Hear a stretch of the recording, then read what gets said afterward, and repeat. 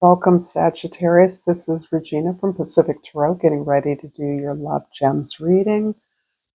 This is a general reading. It's a very brief connect to your relationships, passion, your expression. Um, if you're interested in a personal reading, the information for that is in the description box below, where I offer a number of different kinds of readings. If you find along the way that this reading resonates for you or you would like it to, please like this video and share it with others who may enjoy it, and subscribe to my channel, Pacific Tarot. Thank you so much for being here. Let's get started, Sag, with your oracle card, Adore. Because I'm so in love with this deck and it has mostly people scantily clad, I don't want to make it too obvious that she doesn't have much on. But what this is bringing up for me, for Sagittarians in general, is this sense of absolute learning to love yourself in this way. The idea that you are coming to a place of self-adoration is only a measure of how much you dismissed, ignored, erased yourself in the past. And that may be hard for some of you to recognize, or for some of you others to see that as something that you would need because of your outgoing, social, helpful manner. But you are learning, and this is a very, very hard, deep lesson to truly care for yourself, to truly attend to your needs, to identify what it is you even want.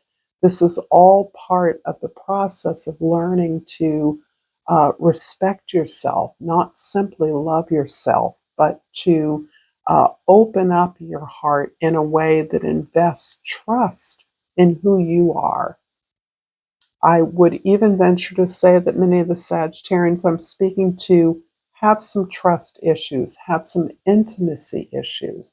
It's part of the way that that gets masked by the cheerful, happy-go-lucky, outgoing, heavily social persona that you support. There's a way in which coming close to you can be fraught, can be dangerous, or can trigger you even beyond your awareness. And that's something you've been healing. That's something you look at all the time.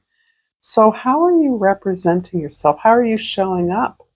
The Page of Swords. I like this because it's indicating that you know what you know, but you also know what you don't know.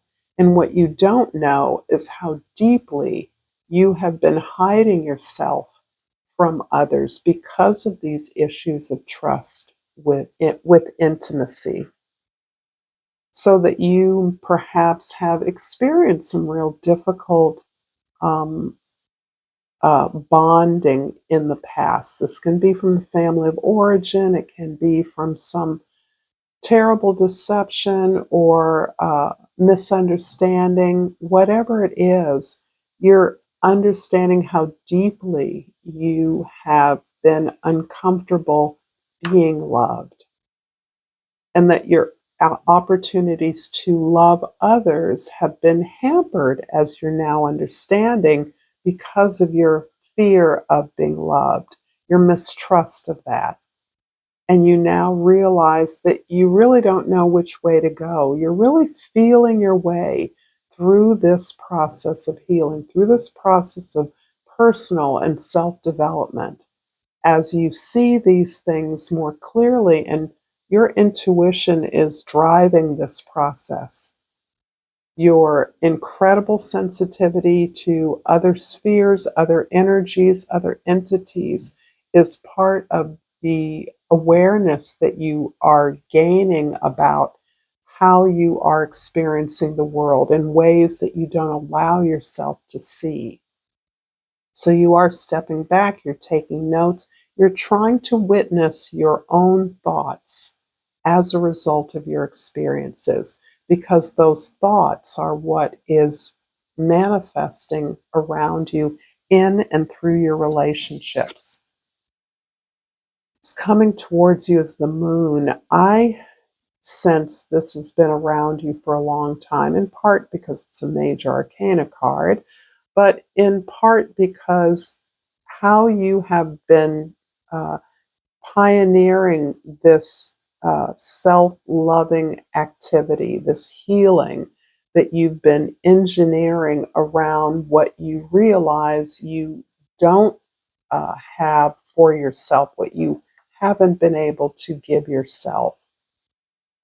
You have been forced to explore emotions, unhappy experiences, negative behaviors of your own that you didn't like, aspects of your life that you don't want to continue to rotate, the thoughts that continue to plague you, the routines, the familiar trajectory of romance going flat over and over again.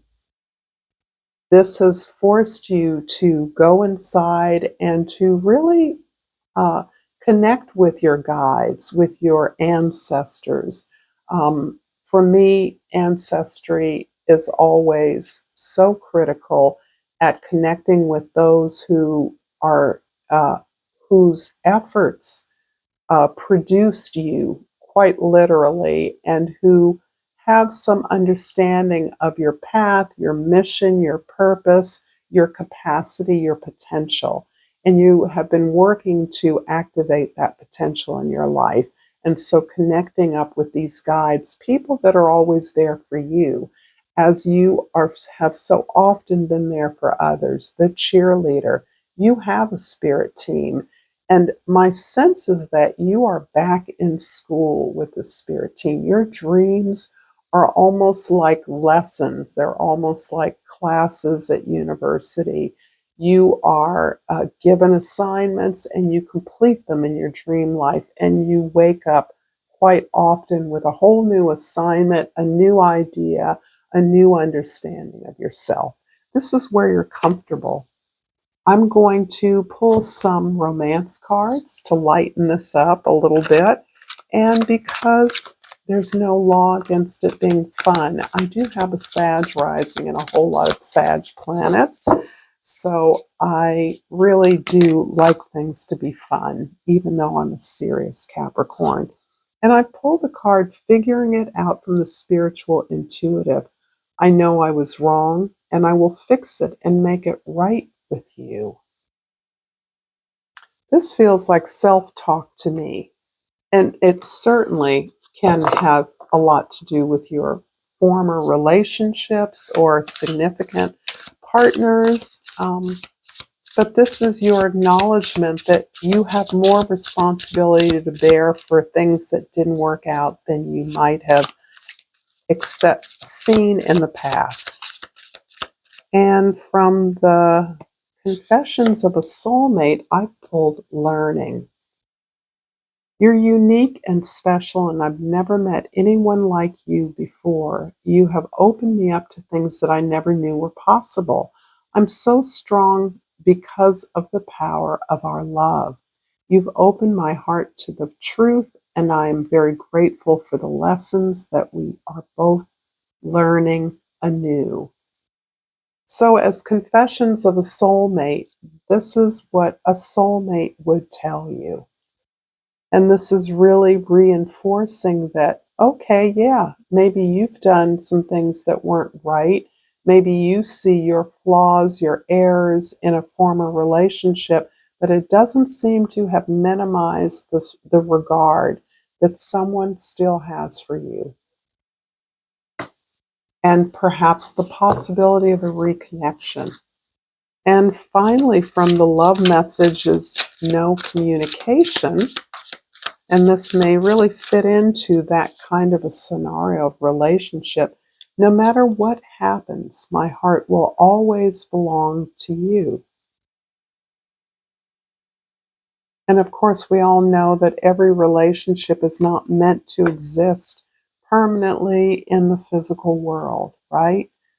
Perhaps it represents a relationship with someone who you connected with in this life that you knew from former lives. You've made an agreement to meet up again when things work out more ideally for you. So I'm going to leave it here, Sagittarius. Thank you so much for this reading. Until next time, namaste.